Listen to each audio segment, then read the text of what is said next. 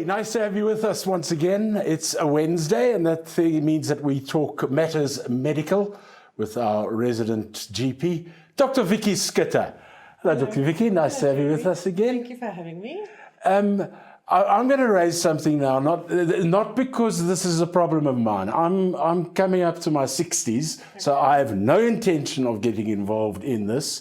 But I thought let's do something totally different and look at this whole question of infertility. Okay. I mean, you must know something about it. You've got 2 children.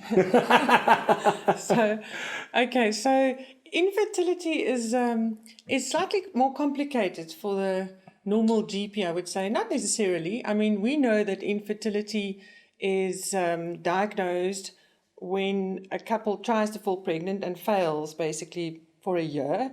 And I think when the female is over 35, that's 6 months. Okay. So, and us as GPs, you know, we often see our patients before they want to fall pregnant.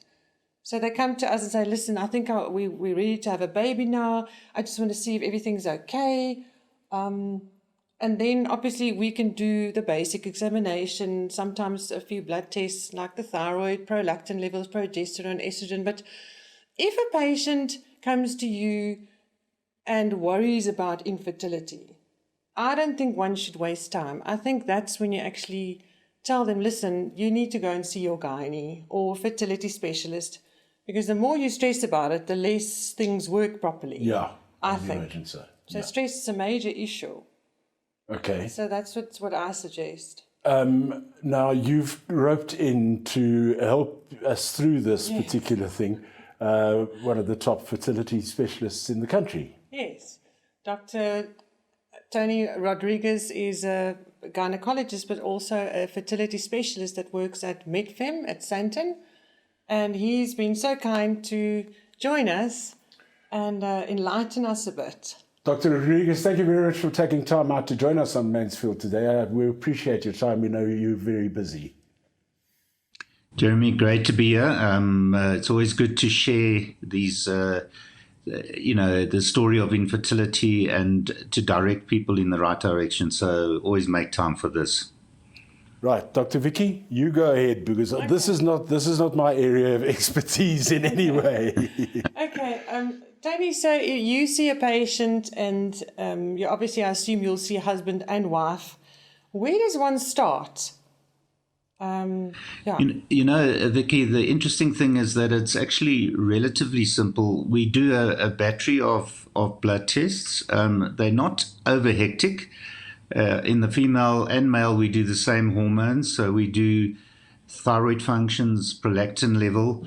Prolactin is a hormone that, for the listeners, that goes up during pregnancy and breastfeeding. If it's raised before, it can cause infertility. We're also very big on to looking at fasting insulin levels, because these play a big role on the female side with what we call problems with ovulation, polycystic ovaries, and on the male side, it actually has a direct influence on sperm quality. So those 3 hormones we measure. We measure in the female her egg reserve with a hormone called AMH, or anti-Mullerian hormone, and that gives us an idea of how many eggs she still has. And we do FSH and LH levels in both the male and female. So very similar type of testing in both of them.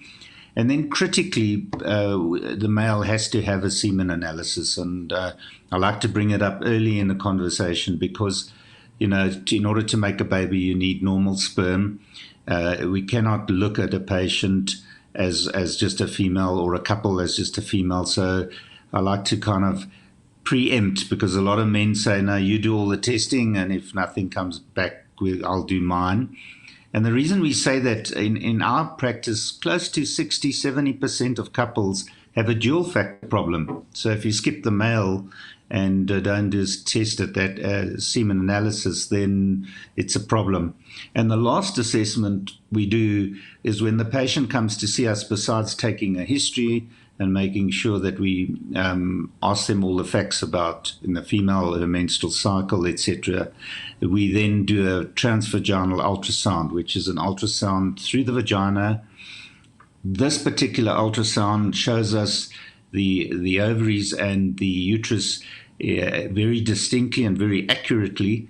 And we look at whether they're ovulating, we look at whether there are any factors in the uterus that are abnormal, and that's the primary testing. And usually at that stage, we will have a clinical diagnosis made.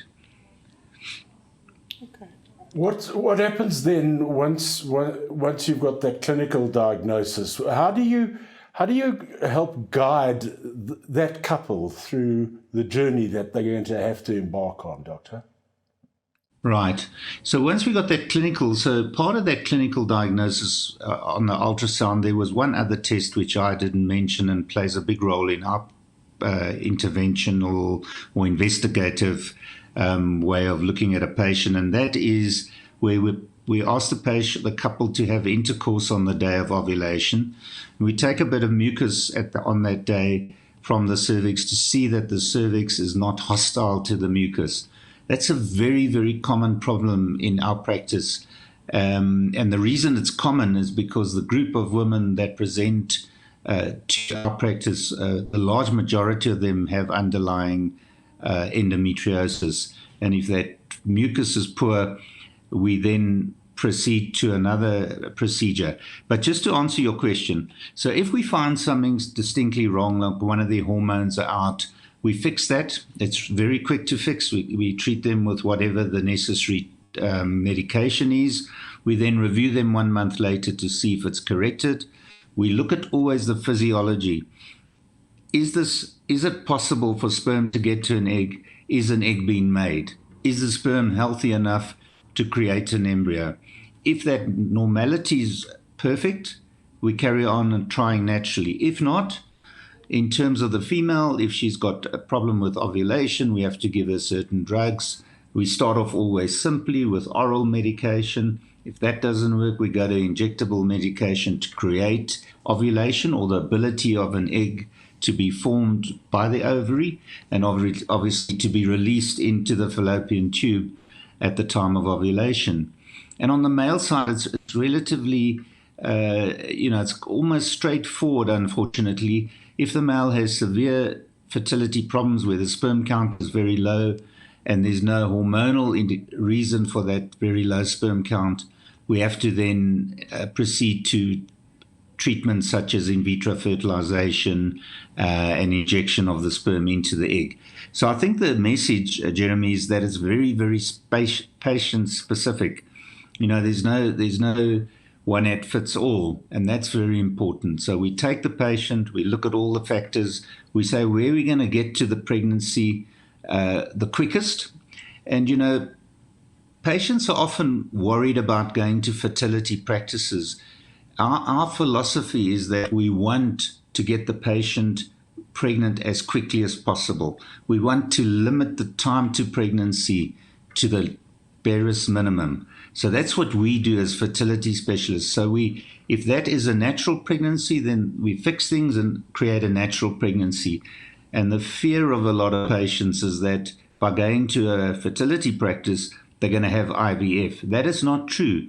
What they're going to have is total care, proper investigation, ticking all the little boxes. Because if you leave out one of those boxes and you start having treatments randomly, it's going to land up costing a lot of money. And if we need to do IVF, to tell them straight up front, don't waste your time with these things, they're not going to work. IVF is the right procedure, which is in vitro fertilization. And at the end of the day, they save money. You tell them, okay, this is the cost of IVF. When you're ready to have it, please come back. But these other little interventions won't work for you. Doctor, just a final question. What sort of percentage of people you see coming through your practice do you reckon you've got to turn around to and say, look, whatever we do, there's nothing that's going to help here, or we've tried everything we can? Correct. So that's quite a small group, Obviously, it again is patient dependent, but your group of women where they have very few eggs left, or whether they straightforward already in the menopause without, or perimenopause where you can't get eggs from them. But again, we can then use donor eggs. So to be very honest, there's always another solution, whether if you can go to donor eggs if the eggs are poor. If the sperm is really bad, we can recommend donor sperm. If both are bad, we can recommend the combination of donor sperm and donor egg. And if the female has a problem with her uterus where she can't carry a baby, we can go to surrogacy. And lastly, if necessary, we refer our patients for adoption to an adoption agency to adopt a baby. So it's very, very, very few people that we can't help have a child one way or the other. Dr. Tony Rodriguez, fertility specialist, thank you very much for joining us on Mansfield today. It's been fascinating talking to you. Thanks, Tony. Thanks very much, Vicki, Jeremy. It's been a pleasure being with you. Have a wonderful day. Thank you. Bye-bye. I know, it's a lot of stuff, but that's why you must go to the specialist sooner than later. Yeah, it can be a long road, eh? And it's stressful. Yeah. It's a very stressful road for both male and female.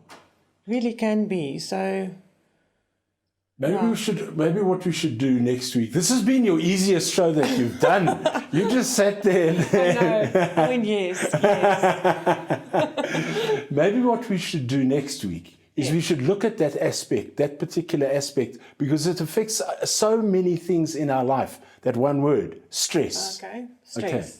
Should we have a look at that next week? Yep. Dr. Vicki Schutte, our resident GP, thank you for joining us. And we'll catch you on the medical show once again next week. If you are under a bit of stress, and there's a lot of stress going around, then make sure that you join us next week, Wednesday. And we'll be discussing exactly that, the ABCs of stress. If you like the show, then press the like button. And if you'd like to subscribe, then press the subscribe button. Thank you very much for joining us. Bye-bye.